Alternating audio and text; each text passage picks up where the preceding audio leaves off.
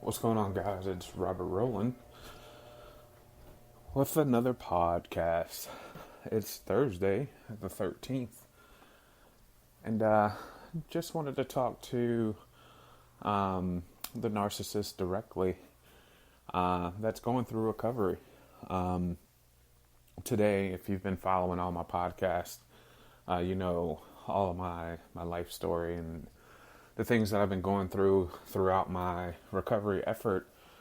And as a bunch of you guys know, that I completed therapy about 3 weeks ago. I had my final session, and then I was given the choice to continue therapy or not, and I chose to go ahead and continue therapy, but not as frequently as I was before.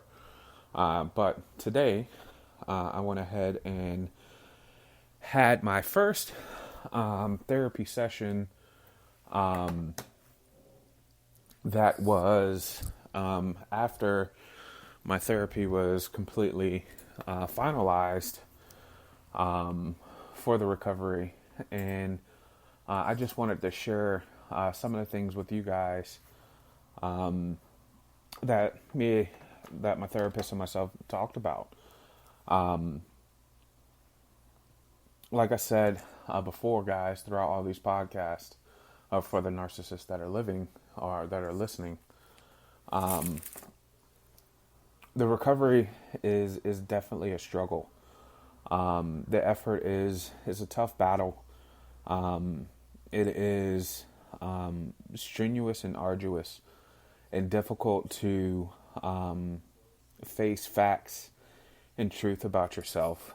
And a lot of it, when it comes to the therapy section of it, it's really nice to actually talk to someone that has an unbiased opinion about what's going on, that can actually coach you through some of the difficulties that you're having internally and emotionally.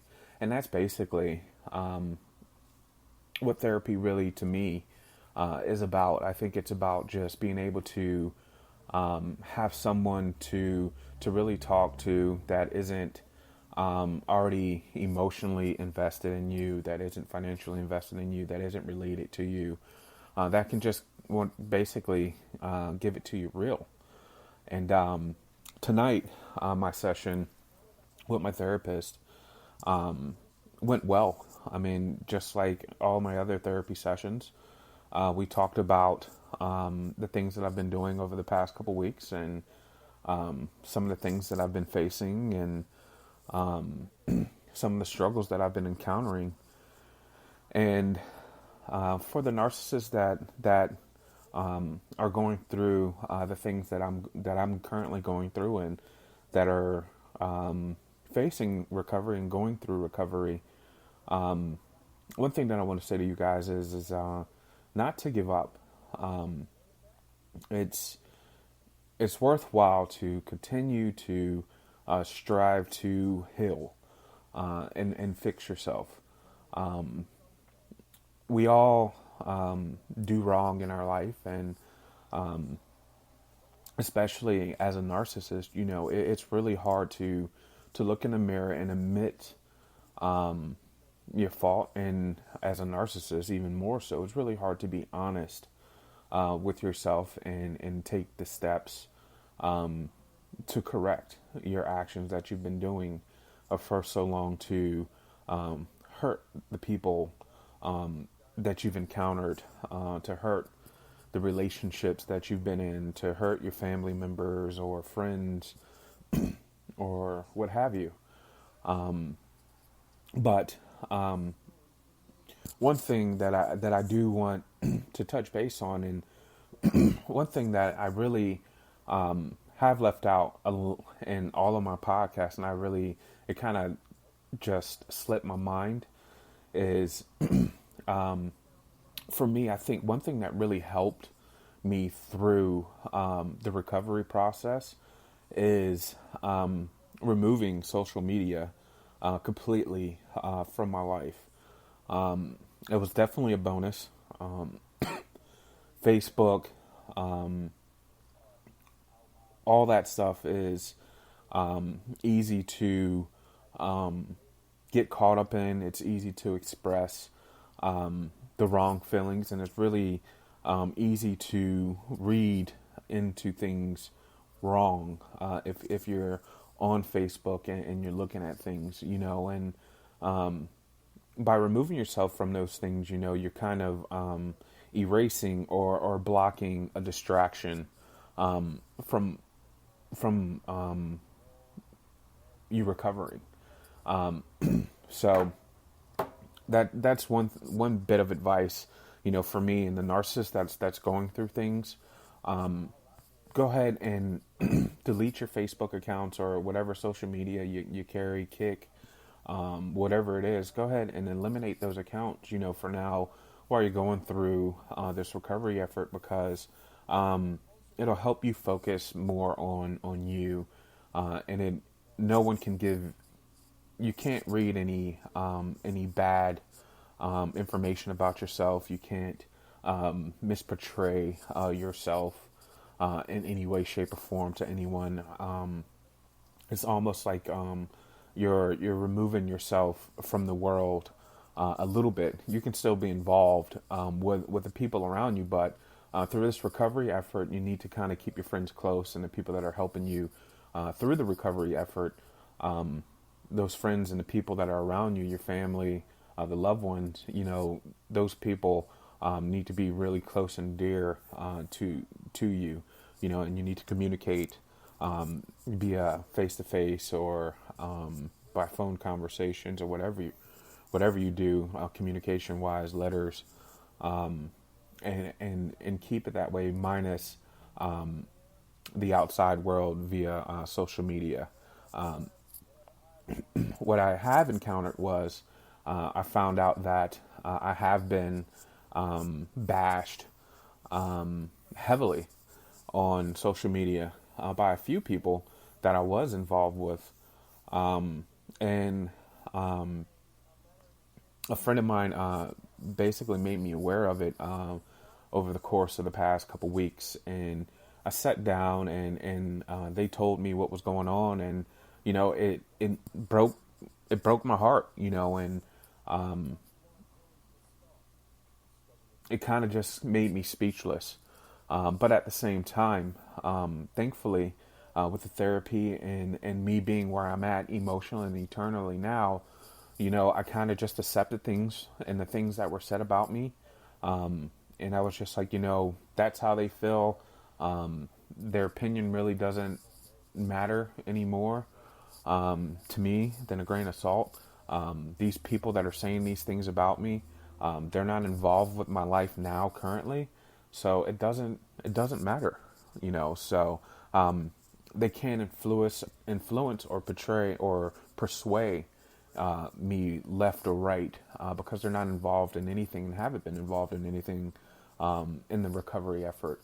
And that kind of segues into a topic that I really want to talk about, and that is something that me and my therapist talked heavily today about, was the emotional roller coaster that we faced as narcissists throughout the recovery. And as narcissists, I can tell you firsthand, guys and gals, this recovery, I have been in an emotional train wreck, from emotional highs to emotional lows, to just closing myself off from the outside world, to what I would almost call depression, to having anxiety, to things like that. But thankfully, when I was feeling those things, I always had therapy to look forward to, and I was always able to go into therapy and express how I was feeling and almost to reset how I was feeling. So for me, therapy has been a vital part of the recovery effort for myself. And I know some of you guys aren't doing the therapy route. You guys are kind of self-repairing, which is completely okay. And if you're strong enough and you can do that, and you've got a support system behind you, that you can express yourself to, and the people that you're expressing yourself to are being positive, and giving you the right tools you need to repair yourself, by all means, that's awesome. That's incredible. Congratulations. But for me, in my particular situation, I didn't really have that support system in place. So I needed to go into therapy because that was the only way that I saw myself actually getting the help and actually going through the repair process. But the negativity, as narcissists, that's something we have to watch out for, and we have to block. The people that are calling you narcissists, the people that are calling you sociopaths, the people that are telling you you're never going to change, the people that are saying you're not changing, the people that are telling you that you're only putting on a show for now, that nothing's any better. You're still the same person, that you were. None of that is important, guys. This recovery effort, and I've said this in all the podcasts before, this recovery is strictly and solely about you, and you have to make sure that when you're going through this process, that you are solely doing it for you. You're not doing it to regain a relationship. You're not doing it to prove to someone or someone's that you're changing. You have to do it because you want to be a better person.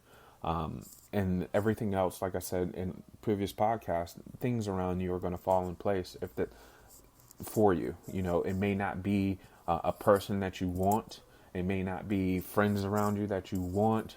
But those people, that you want around you, and these people or this relationship that you may have wanted, that help you see, like in my situation, a relationship that helped me see that I was doing things wrong, and actually gave me the push to go ahead and go through the recovery effort.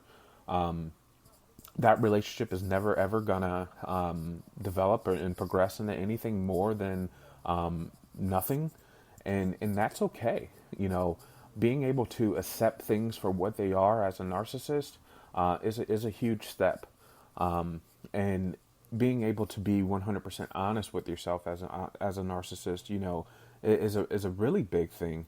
To just bite the bullet and just say, what, I've done these things wrong, and I've come to these people and I've admitted my faults, and I said, what, I'm sorry for these things.